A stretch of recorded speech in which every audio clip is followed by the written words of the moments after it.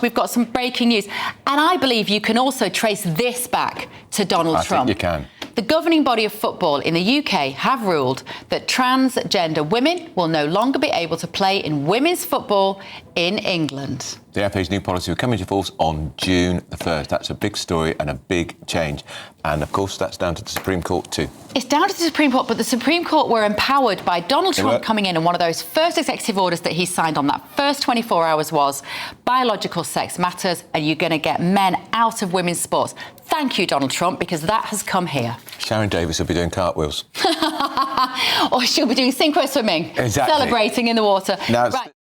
Welcome back. I'm Nana Aquia on GB News. Now, the Scottish FA is updating its gender policy in order to ban transgender women, so biological men, from competing in women's football. From next season, only those born biologically female will be allowed to take part in the competitive matches in the women's game. I mean, really. Joining us now is former referee and FIFA instructor Janie Frampton. Janie, is this a round of applause finally for common sense? Good afternoon, Nana. Absolutely, of course. The most important thing about sport is you have to protect the integrity. And the integrity of sport is based on fairness. Now, whilst one wants to be fair to trans women, one also has to be fair to women participating in women's sport. And you are never going to convince me that a 6-foot trans woman is in a goalkeeping position is not going to be an advantage to their team, because it absolutely is. And when you're tackled by a really strong trans woman, honestly, that is dangerous. Well, of course it's dangerous. Women's football and men's football are completely different. One is strength and stamina and one is far more technical. Why mix them? It doesn't even make any sense. We obviously know that there's a problem with this and that men and women shouldn't be playing football against each other, because when you're younger, up till about the age of 13 or so, they do mix the sexes in the football, and it's because there's not such a biological advantage. But after that, it doesn't happen, and it shouldn't happen, because what happens if there is a serious injury?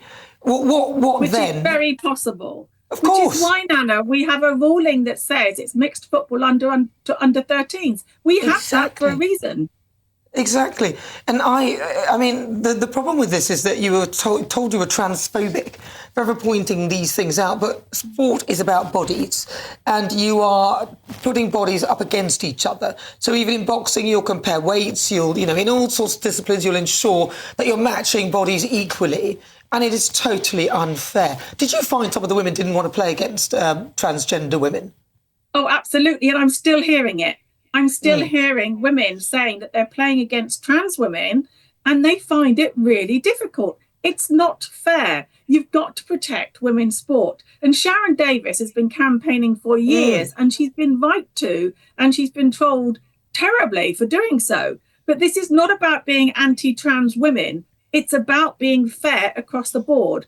And if I'm honest, Nana, I get really cross now that my rights as a woman, born biological woman and happy to be one, my rights are often eroded by the minorities that think that they've got a right to erode my rights.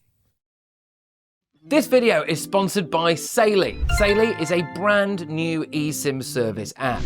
What it does is get you a local SIM card that you can use when you're traveling, so you don't have to pay those crazy roaming fees just to send a text back home. They've got eSIM plans in over 160 countries and 8 regions, so pretty much wherever you're going, they'll be able to make sure you're connected. So how does it work? Well, all you've got to do is hit our link in the description to download the app. It will work on iOS or Android. Buy a plan. You can choose the best time frame for you, and then just install the eSIM on your phone. When you land at your holiday destination, you can activate your plan instantly. Saily eSIMs only ever have to be installed once, so when you go on your next trip, you just buy a plan for a new country, turn that eSIM back on, and just like that, you could be watching the GB News YouTube channel. You can be connected anywhere you go, and you don't have to deal with patchy Wi-Fi in your hotels. So get sorted for your next trip by downloading Saily using the link in the description below, and if you use our code NEWS at checkout, you'll get an exclusive 15% discount on us. And the thing is, many trans women haven't actually had the operation. So they're, you know, the full tackle is still there. And that's not to be rude, but that's what we're just colloquially calling it. But it's there.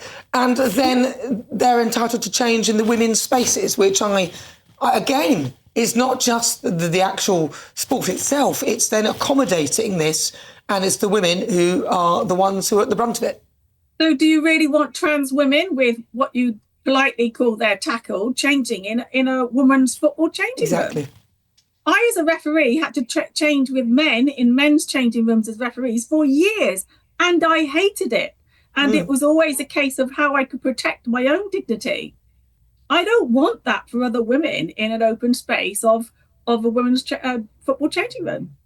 It's also a little bit unfair as well, because I know many trans women, and they are lovely people, okay? And one woman who did my trans woman who got me my little blonde wig, and she was lovely, right?